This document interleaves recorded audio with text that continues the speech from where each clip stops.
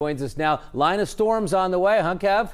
Yeah, they are. They're marching in our direction, but just within the hour, I'm seeing some really positive signs in terms of our severe threat decreasing. Now, it was already low, but I think as the minutes pass, it's becoming clear that it's getting even lower. So that is something that should bring you comfort into the overnight hours.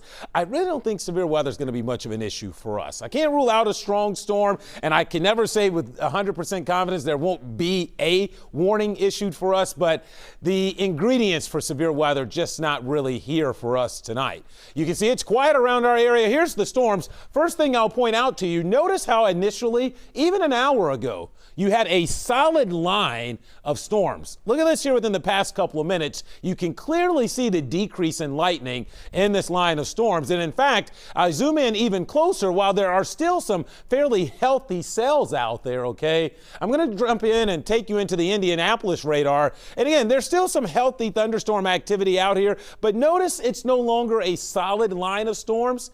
That lets me know that it's beginning to encounter the less favorable conditions as the line continues to track east. In fact, there are no warnings on the line once you get north of the Columbus-Bloomington area. There's this one warning left over, and notice there's no fast extension of severe warnings east to I-65. Now, for, I guess, precautionary reasons, they did extend the severe thunderstorm watch almost to our doorstep, but these storms are clearly now beginning to feel the effects of the less favorable conditions to support storms as they continue to cruise east. So while I certainly think through the rest of the night, there will likely be some thunder.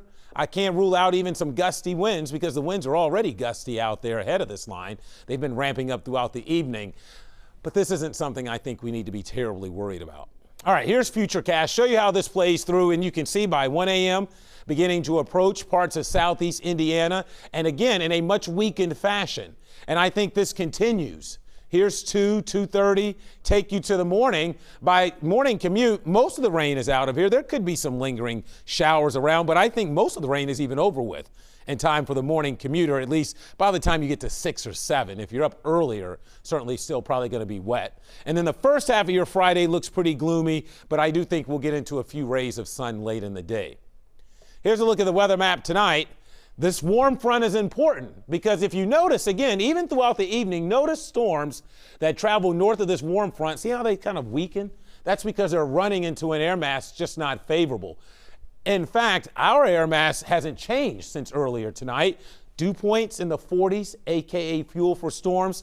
Notice that comes right up to our doorstep, and then those storms should run out of fuel. So they're already, I think, beginning to feel the impacts of that.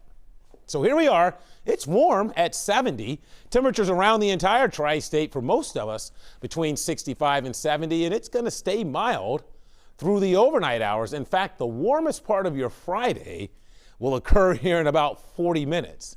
So here's your 12-hour forecast. The rain and storms move in after midnight, so don't be surprised if you're startled by some rumbles of thunder, bright flashes of lightning. But I think overall, the severe threat really continues to drop, and while it may not be at 100% right now, it's very low. All right? Temperatures in the 50s most of the day tomorrow. We may get with a few rays of sun late to sneak back into the 60s, but it will be a noticeably breezy and cooler day.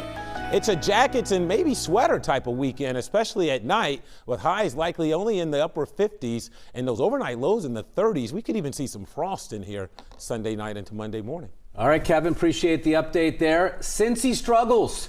More on the Reds' 3-game slide and the starter who can't seem to